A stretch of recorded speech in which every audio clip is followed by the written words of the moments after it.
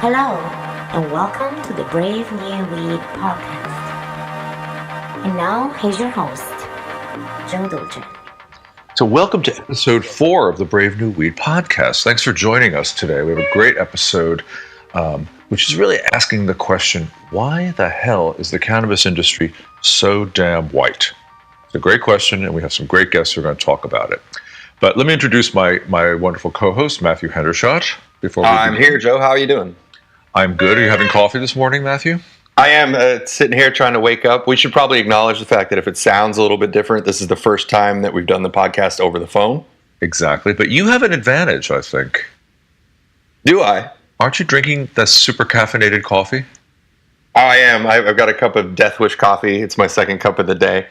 These are some pretty cool guys. They have a podcast as well, and they've been listening to us. And I listen to them, and I drink their coffee, and it keeps me nice and awake. Okay, good. You'll have to give me some of that soon. Listen, before we start... I can tell you, what? It works out really well in like the mid-morning with a little bit of Ron Silver's cannabis sugar. You just sort of mix the both up in there. They like equalize each other out. Okay. All right, there's a new recipe. We'll have to talk about that. So listen, we've let this slip, but I want to just take a moment to credit the source of the artwork on this podcast. It's Tamara Staples. She actually took real cannabis and created that map of the world out of it as a painstaking venture, and then she photographed it to make it look so good.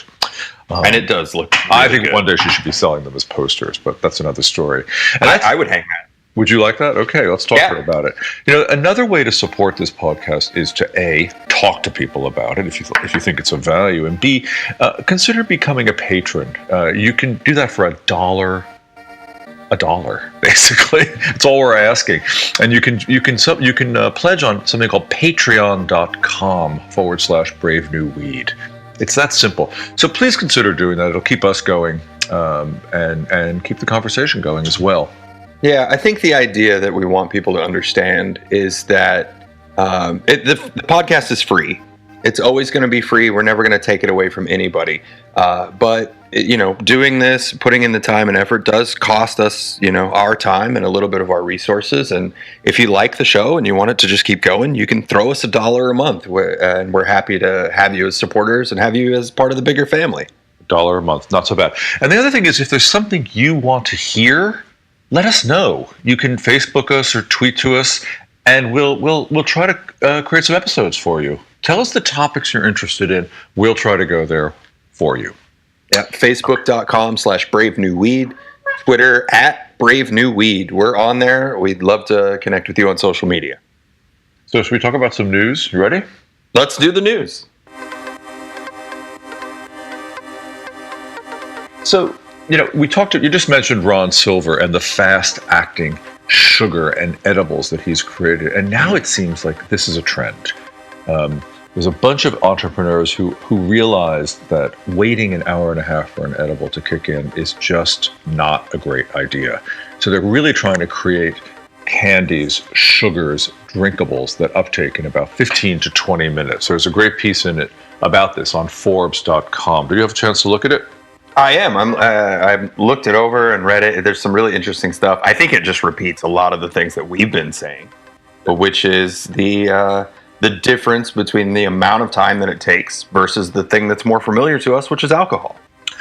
So the idea of these fast-acting edibles is that they uptake in 15 to 20 minutes. You actually know where you're at physically and emotionally. You don't have to wait an hour and a half and then risk taking too much.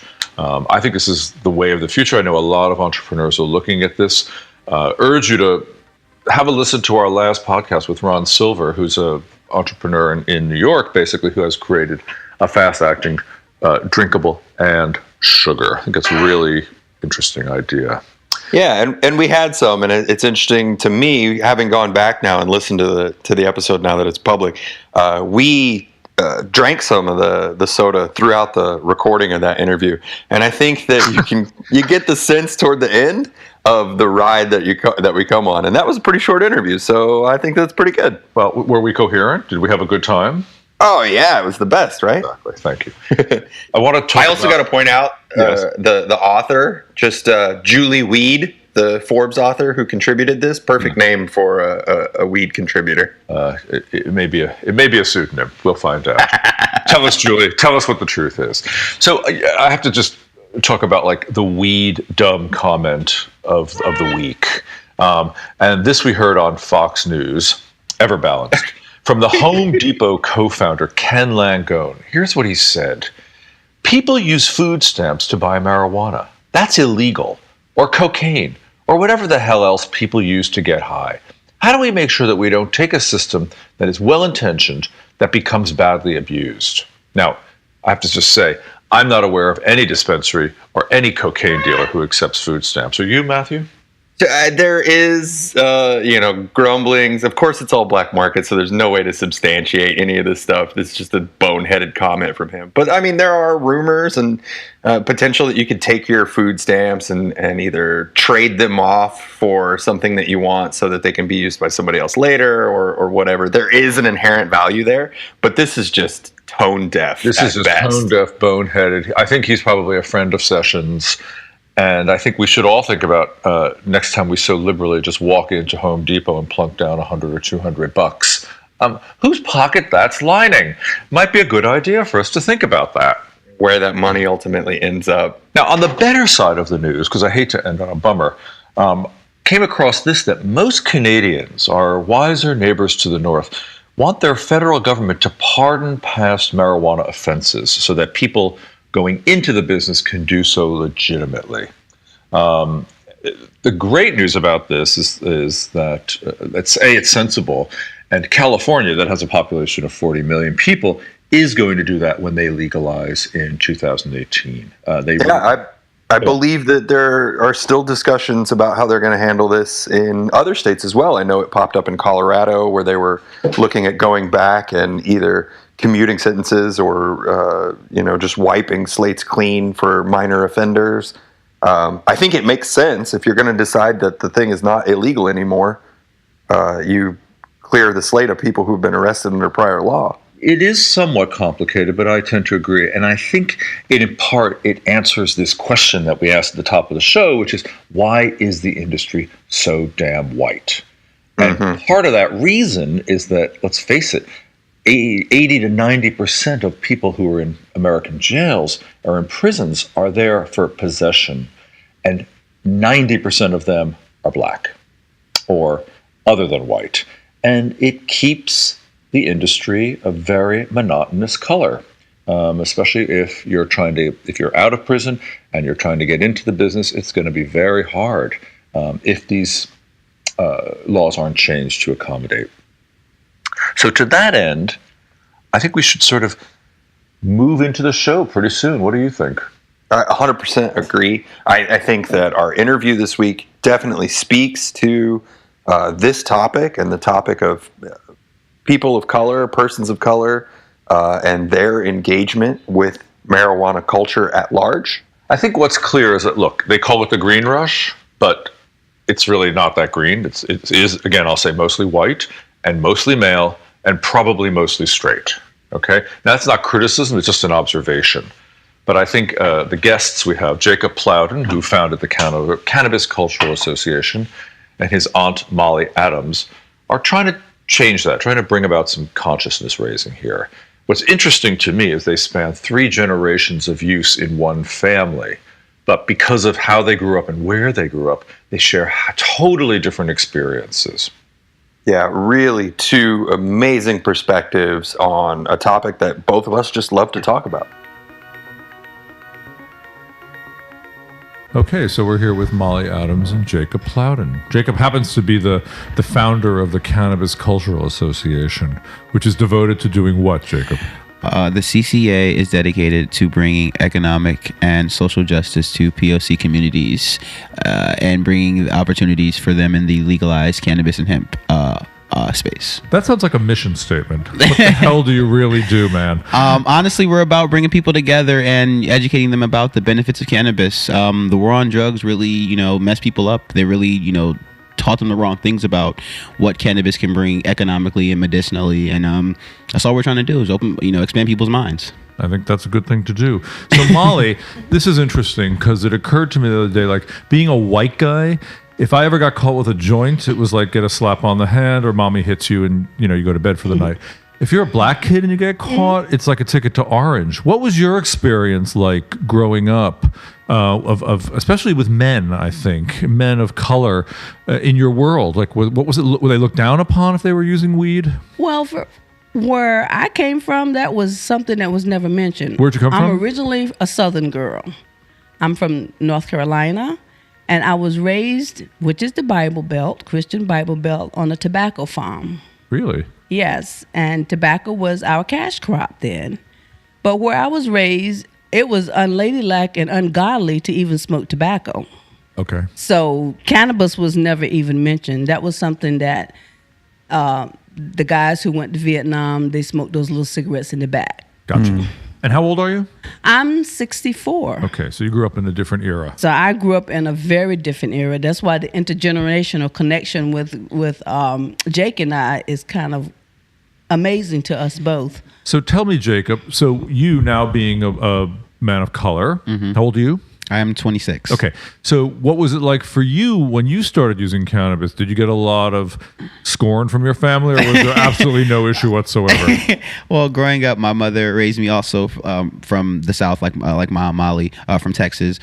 She basically, she didn't want me to smoke because perceptively it could be something that could be negatively put on me, or it could be something that get me in trouble with the cops. Because growing up in Virginia, Commonwealth, cannabis charge goes a long way on your record. It doesn't go off your record, does No, it? not at all, no matter how small it is. But I want to touch on what you just mentioned there. It seems that this was a secondary effect kind of thing. When it was not, hey, we don't want you to smoke weed. It's if you're going to smoke weed, it's going to get you in trouble. So the plant itself figured into the conversation. No, because like the law. Yeah, it's just like I grew up listening to my mother. Like she grew up with like a lot of like music scenes like that. She's like, I've been around it. I know it doesn't like do anything, but people of color, when they get caught up with it, it can be it can be a major thing, end all to beat all. So one of the things she just basically ingrained in me is just, if you're gonna do it, please don't do it anywhere you can get caught. You can go to jail.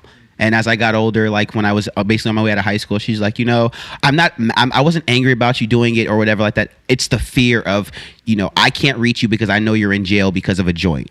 And that, that scares the hell out of me because I'm the second of her three black sons. So, a black woman in the South worrying about where her son is at 11 o'clock, is he at a party? Is he sitting in a jail cell? I don't know. So she definitely wanted me just to be safe. And did you take that on? Honestly, yeah. I saw a lot of my friends and go to jail over, a couple of bags or maybe less than that, or a lit joint in the car, or, something as minuscule as just being around people who were smoking. So she definitely said, this is what happens. You never know. Wrong place, wrong time. So Molly, what was it like? Did you start smoking at a young age? I started smoking at 20. So pretty young then, yeah? Yeah, I left the South and came to New York, like they said, the big city. And that was my first cannabis experience. Okay. From a female perspective, I never had any real problem with accessing, and I was never vulnerable. Okay, because, men love to get women high. I guess that's true.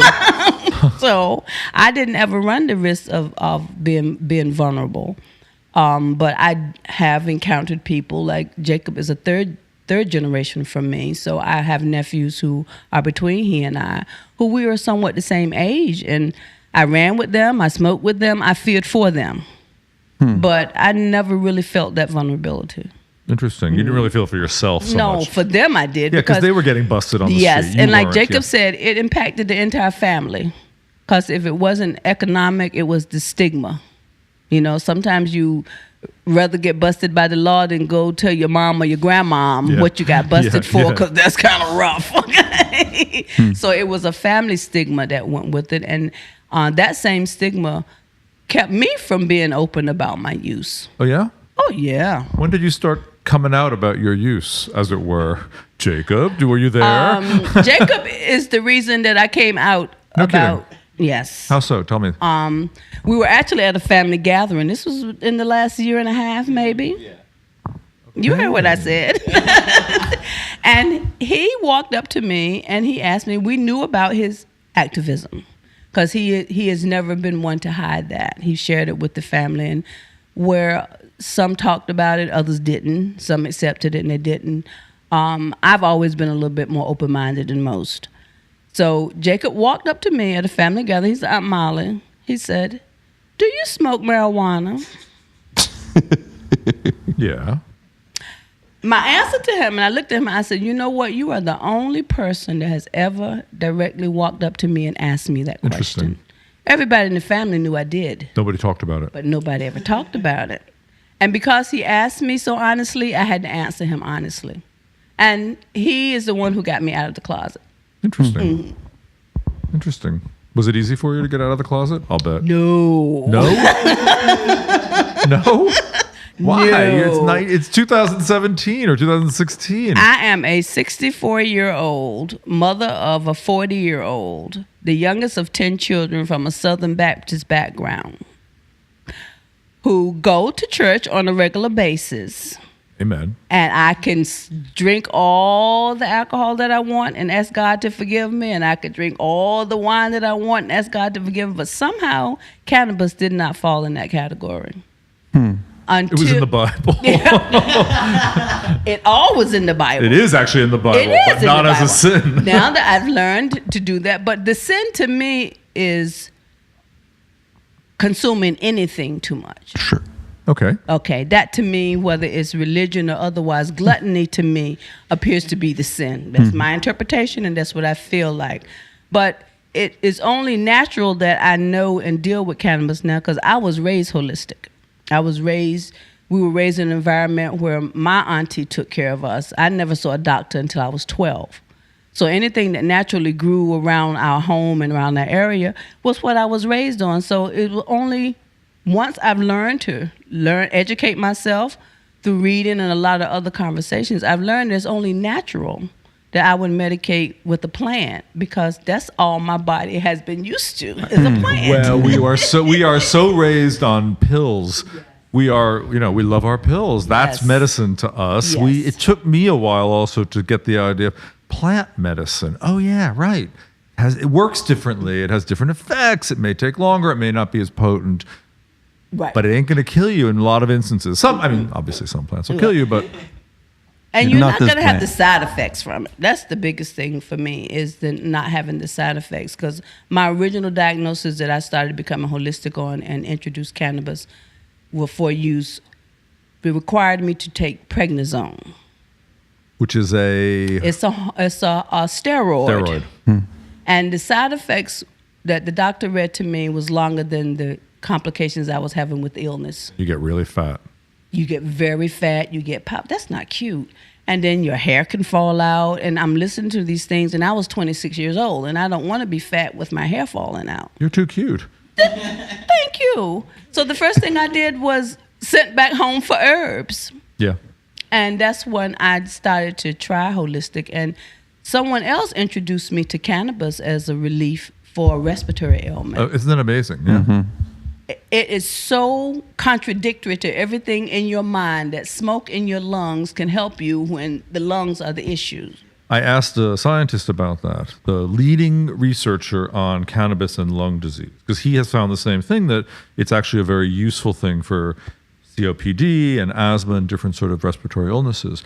He said he thinks it's because the high anti-inflammatory somehow shrinks the tissue, so it allows more breathing possibilities. That's my very layman description, but no, he's published many times. His name is Donald Tashkin, and he runs a respiratory clinic at UCLA. Well, it probably also functions to open up the pulmonary system in that your lungs are saying, "Oh, this is something I want."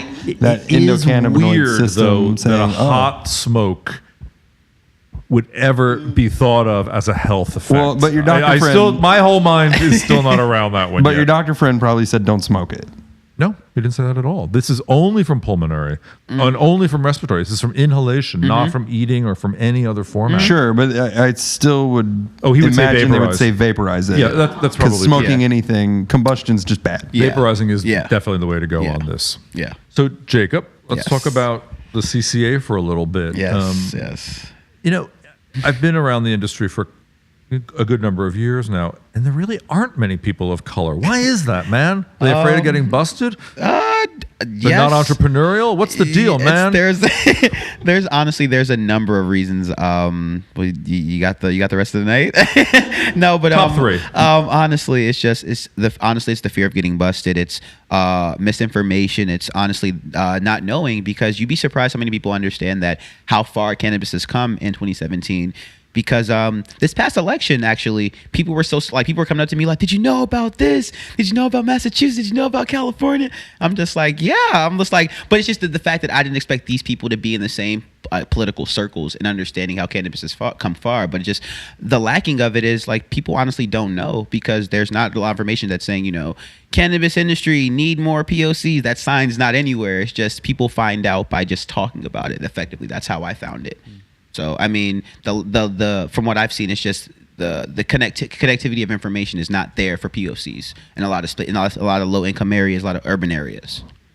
Did you feel when you got started in this that you were sort of waving your hand in the air, painting a target on your back, like, "Hey, I'm going to be the guy that talks about pot all the time"? Honestly, funny you mentioned putting your hand up. One of my other co-founders, Kamani Jefferson, actually was the one who put his hand up at an event and just asked, how do we get more people in here who look like us? And when he said that, it's just like, we felt like, we have to be the ones to do this, because we constantly kept asking, like, why are there any spaces for us to find, like Joe said, the entrepreneurial drive to like start our own businesses, start education classes to find something to get people more interested in this, or find people who can be, more just intrigued as we are. So, honestly, it is kind of scary, but at the same time, I feel like we have to do it, being young POCs who are energized and who want people to find out about this information in the correct manner. Mm-hmm. How big is the Cannabis Cultural Association now? How long have you been around? We've been around. It was a year this past February. So really new. Yes, we're fresh out of the box. Yes. How many you got? Honestly, it's a good like 14, 15 of us, with volunteers and people who collaborate with us from groups like Cannabis Society, from a few groups from Normal, things like that. Just whoever. Honestly, we've encountered a lot of people who support us, but it's a small band of us just trying to get the message out there. And from what we've been doing, people are really supportive and really just been behind us since day one. How many members do you have? We honestly haven't started our membership model, but like, our consistency has picked up in the last like 3 to 4 months, where we're gonna like start being more consistent with a membership based model, so we can see how many people are actually trying to be in touch with us. So membership wise, we really don't know, because our crowds have picked up. Like you remember, you were at our first event, like we weren't expecting that big of a crowd. We were expecting maybe 20-30 people. There were about 70 people there the first event? There was I think at the beginning there were 70, almost 80 people. At the end of the night there was up to 100 to almost 120 people. Now we're in New York. Are there other states that have similar models? Are there affinity groups of other like people of color trying to band together to get into the industry? For one particular group that we work with, the last few months, with the Minority Cannabis Business Association. They're one of the big entrepreneurial groups that are trying to strive for POC groups and minority groups. Honestly, on the tip of my tongue, there's Supernova. There's Supernova in California. They were founded by women of color to try to strive for more entrepreneurial POCs in California. The co-founders are Nina Parks, Sunshine Lenshow, and Amber Center, all women of color. So their groups have been spawning up like little by little, but there aren't many. But the ones that are, they honestly go the hardest. Honestly, us and a few others. So let's talk about this, because it just occurs to me. Do you encounter any racism in other states? Like, I know you live in New York, so it's hard to but obviously you're in touch with groups in California and other places, Colorado. Yeah. Is there an inherent racism in the cannabis industry? Honestly, yeah, there is. It's just that it's the one thing no one talks about, how, the fact that POCs aren't in the industry. It's a conversation that doesn't need to be had, because I know I've been in circles where people say like, why is diversity? Why do we need to talk about diversity? Because it's just not a talking point. It's something that needs to be addressed. Because it's a consistent thing. The fact that there aren't enough people in the room when you're talking about communities who've been most affected. Why aren't the communities who've been most affected are in the room hearing these conversations that are going on about policy being made or legislation being laid out where there isn't any inclusion? So when I hear people say like, why is diversity being an issue, or why is it like that talking point, is because it's an ongoing thing. But the things that I've heard is just that it's not a real issue until someone says why are there no POCs in the room? So honestly, it's not addressed on a clear cut surface. So the racism just manifests itself in the fact that they're just like, oh yeah, we'd never stop to look around and notice that we're all white people. And honestly, it gets to the point where people's attitude is just like they assume that, POCs coming in the industry, all they are just, ex-gangbangers who are just trying to get a quick buck, when it's just people who have been very knowledgeable with the plant and who may have had not the best luck. And that's pretty much all they know. And, the best, to the best of their knowledge, they're catered for this industry, but they're not offered because they don't have the same financial level or the same economic opportunities as the people who are, heavily invested in the industry. Mm-hmm. I think there's another factor too, which is that because it has been an outlaw industry for so long and it's pretty new and nascent, that a lot of people are still just trying to deal with prohibition. And they're yes. not ready to deal with diversity because the law and prohibition and regulation yes. is pretty overwhelming too. Yes. And essentially I think that's the point. It's just the fact that me and Molly were talking earlier about the fact that cannabis has been on this planet for so long, but the laws in such a little time cause such a closed-minded, groupthink on cannabis. People for so long people were saying cannabis does this, and I'm reading your book, say cannabis caused men to have breasts, it made people sex crazy, and the racism that came with that, and I think me and you talked about that at a party before about the racism, about the history with music and cannabis and racism, how that played a heavy part in why a lot of POCs long history of not touching the plant or even thinking about touching the plant. Explain that to me. Or Aunt Molly, remember the thing we Molly. talked about, like the long-standing history of how cannabis, in cultures, it plays a long-standing of the association of demonic music and things like, especially in regards to the church, the secular, we talk about. Well, and the whole close relationship between, especially in this era that when we were talking at the party about the traveling jazz musicians and how closely jazz was the music of the devil, Yes, man. it was. Yeah, and It was how closely that was unrestrained. associated with cannabis. It is interesting because one of the other things we talked about was the original law banning cannabis, linking also racist, but linking to the Mexican immigrants coming from the South. So it's interesting to see the evolution of the racism associated with the plant. Well, in the beginning, we're it was going to move also- it off of this group of people. We're going to put it over onto this group of people now. Jazz was interesting because it was abandoned, and abandon meant sex, but it was another kind of abandon, which was sex between the races, Yes. which scared a lot of white people. It was pretty effective, I think. It was very It was pretty effective. It was almost. But what were you going to say about? Well, when we talk about jazz, it was that was almost a forbidden music to listen to. Really? Oh yeah, because there was, from my perspective, it was only thought that it was drug induced and sex crazed. Okay, now you got to remember, if you're not singing it in church, you can't be singing it anywhere else. But that's where most musicians began. So that was kind of conflicting for me as well.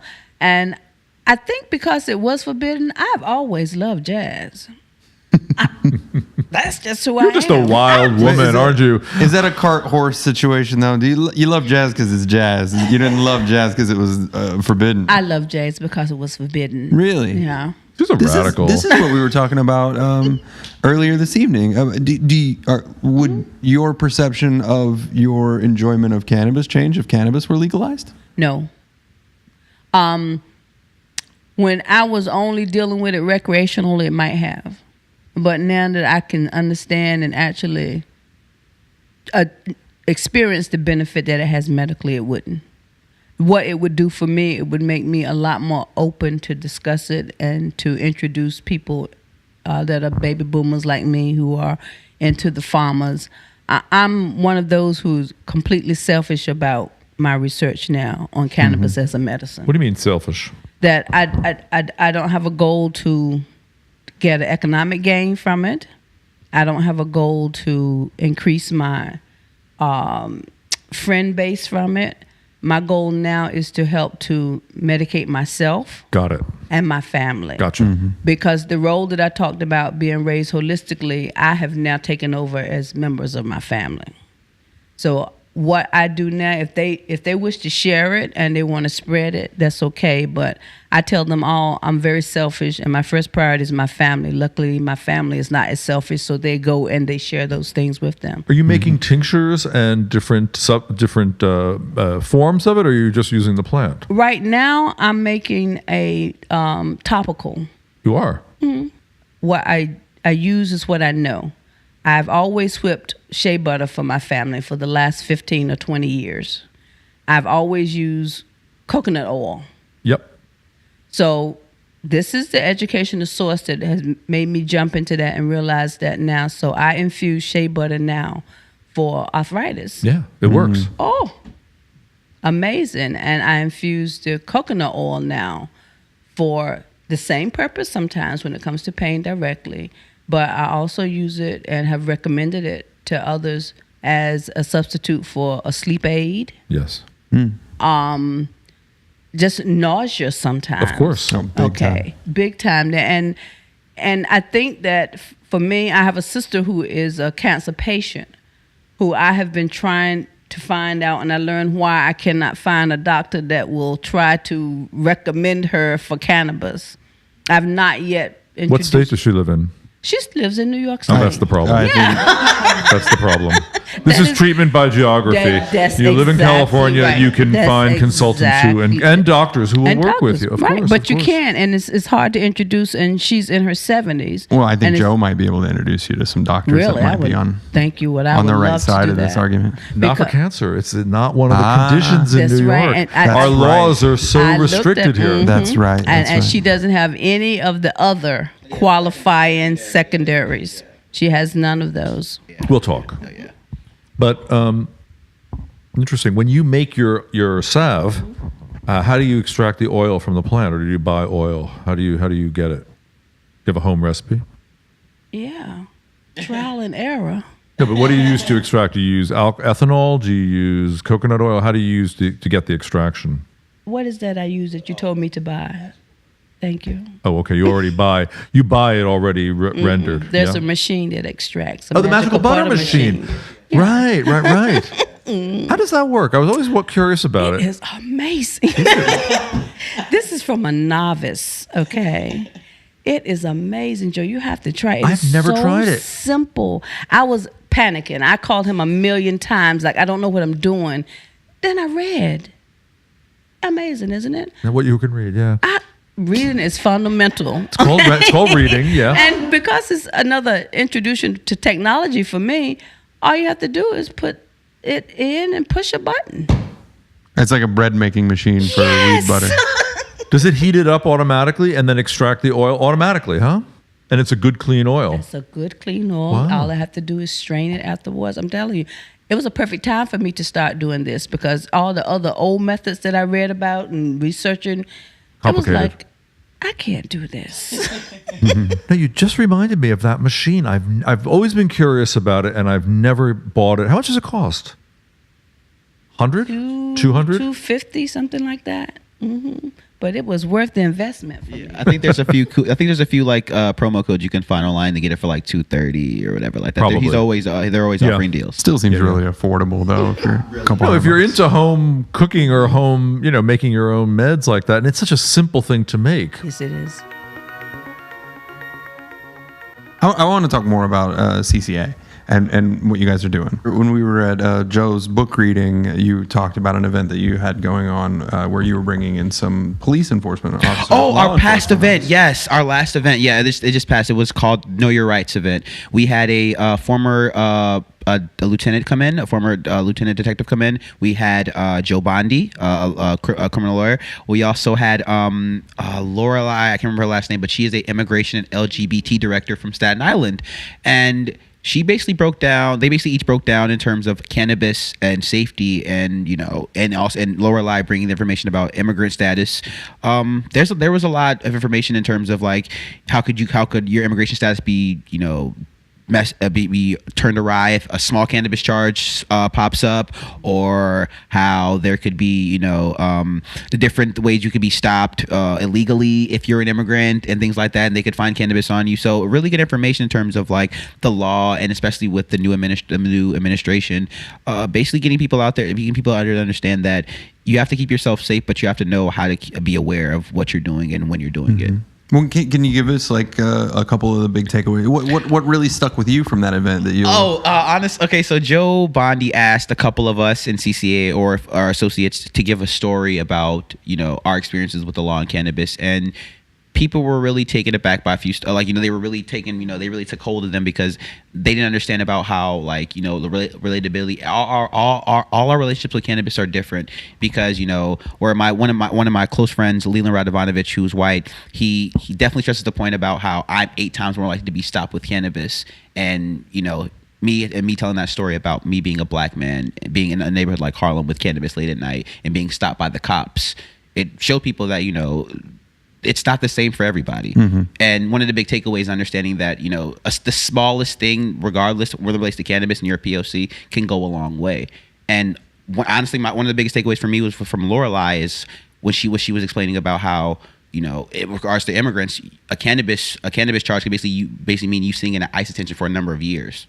So, and I feel like people don't understand about how, cannabis may be a plant, but the effect it has on people's lives in terms of their status as a citizen, or, their rights are detrimental in a moment, like that. Have you been stopped by the police? A few times. Honestly, I can't even count. Honestly, I was stopped more in the South than I was up here, though. And what happened? Can you tell me a story or two? I can say one of the first times I got stopped up here. I was actually on my way to my grandmother's house to go pick up some money from her because I'm a loving grandson and she always wants to help me out. I just got off the train from New Lots. Not true. She's shaking her head. I just got off the train from New Lots, and I'm walking down the block, like a straightaway block, and a police van rolls up, and quickly they just put up your hands and stand against the wall, and we have to check you. I'm just like, excuse me? So this was a stop and frisk? This was a stop and frisk, and they were just like, there was a robbery in the area. We think you might be one of the suspects. I was like, I just got off the train. I'm going to see my grandmother. And the cop reached in my right pocket and pulled out a comic book, like a novel I was reading. He was just like, he looked at me and he was like, "Oh, let this guy go. He's like, he's a nerd, or whatever. He's the kid. He's like, don't worry about it." But I had a knife in my pocket. He just like, "What's this knife for?" I'm just like, I just left my job as a porter to cut boxes, and I just left my job. I'm like, I'm in my work clothes. So I'm just like, I wasn't scared, but it was just so surprising that for a pop up by my grandmother's house. Like, I've been popped up in front of my house in Harlem or whatever, but that time at my grandmother's house was just so like shock and awe, like, oh my gosh, like like I never really spoke on it because it just never was a thing. And then just hearing about the statistics of stop and frisk 2 years later from 2011, and I'm just like, Jesus, I'm part of that number. Yeah. And it just blew my mind about how I didn't really notice it until I saw the numbers. And that's what really blew my mind. One thing that he doesn't know is that for about a decade, I kept a bail account for all of my nephews in the city of New York. Wow. They never knew that. But I always made sure that there was a certain amount of money that could be had as quickly as I possibly could. I hope you didn't have to use it. Thank God I never did. Good. Okay, but the fear of having to know that you have to be able to get, because one thing, and I like your honesty about the fact that there's a big difference. So if my nephew gets arrested, economically, it's a family pool that has to post his bail. Most people either don't get a bail or a lower bail or are able to pay it very quickly. So the time, what frightened me was how long that they would have to be incarcerated before we could financially afford to bail them out. So for about 10 years, I actually just exhausted on a lovely vacation for myself. But for about a decade, I made sure that I had a minimum of $10,000 at any given time. Because I have 8 or 9 male nephews that are vulnerable on the streets of New York.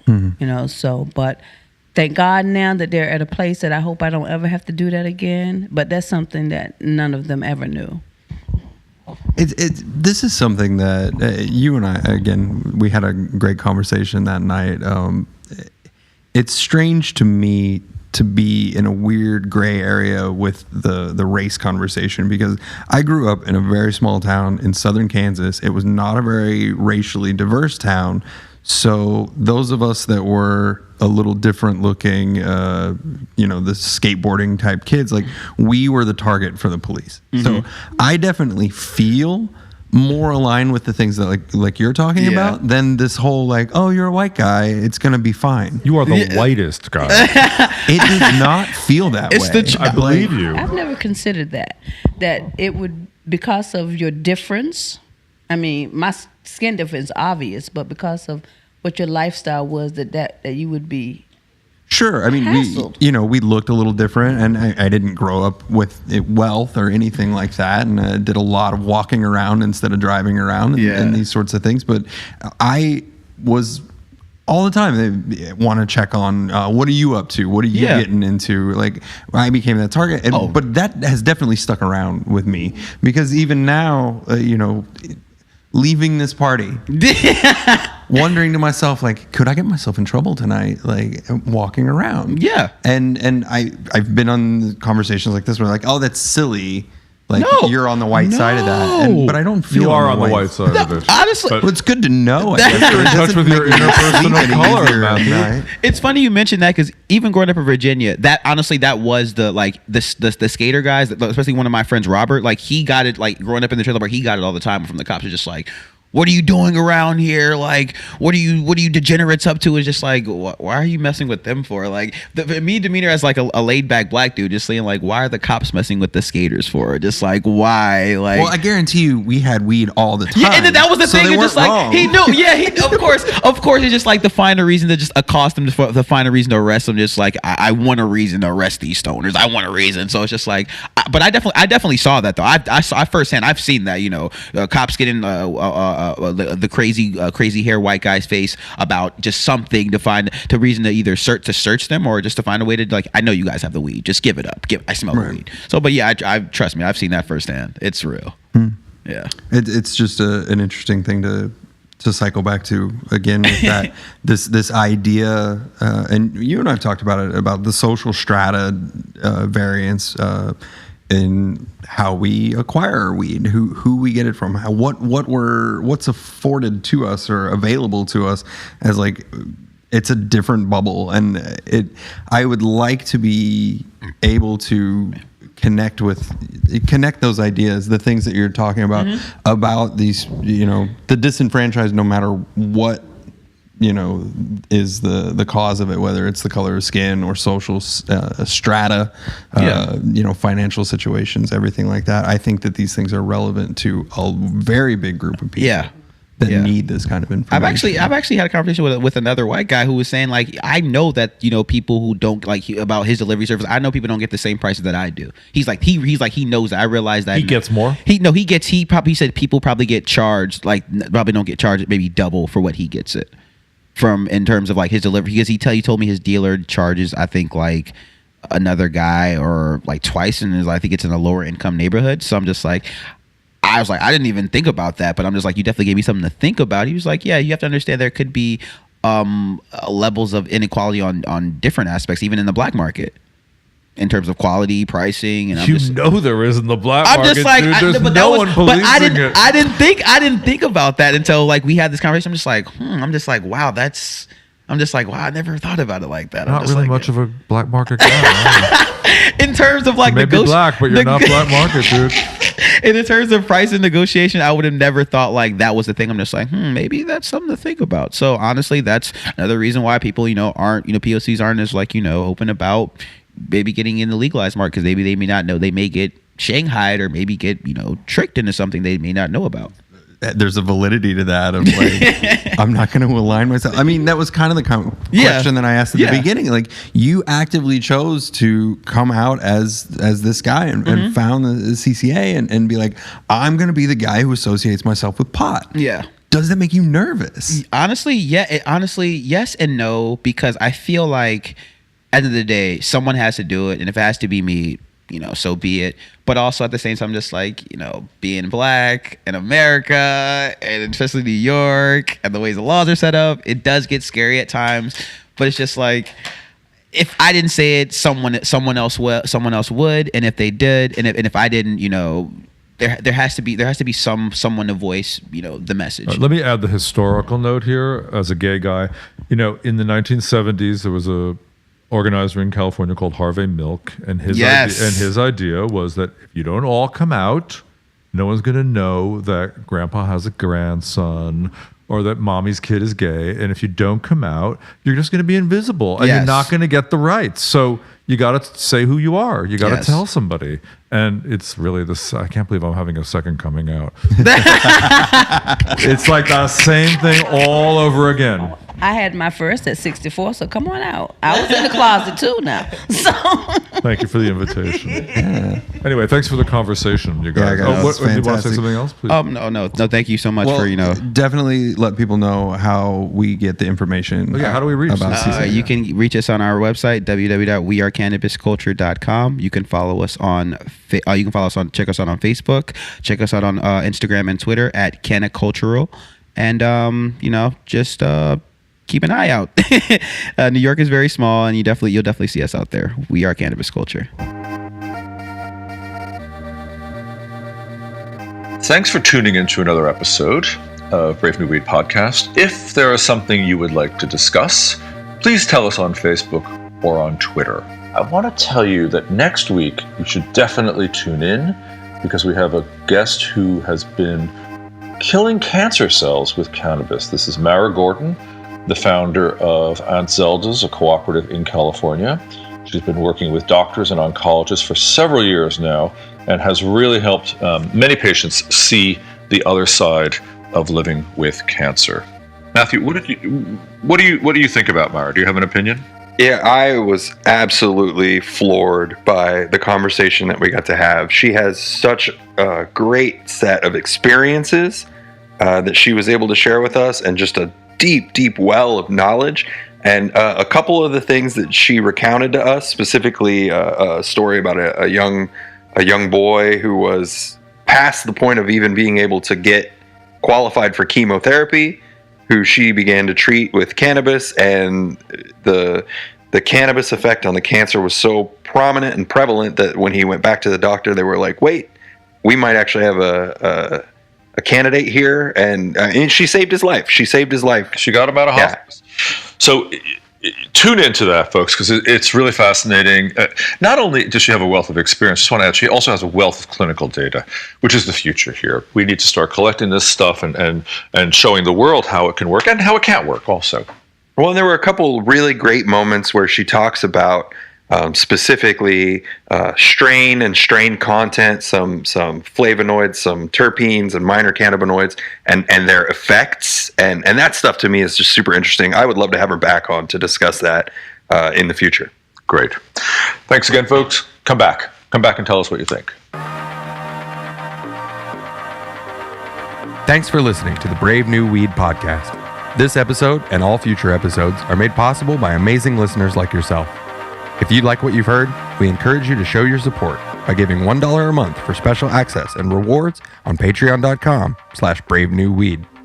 You can also follow us on Twitter and Instagram via @bravenewweed. Find us on Facebook at facebook.com/bravenewweed. And remember, you can always find more information about us or information discussed in each episode by pointing your favorite browser to bravenewweed.com.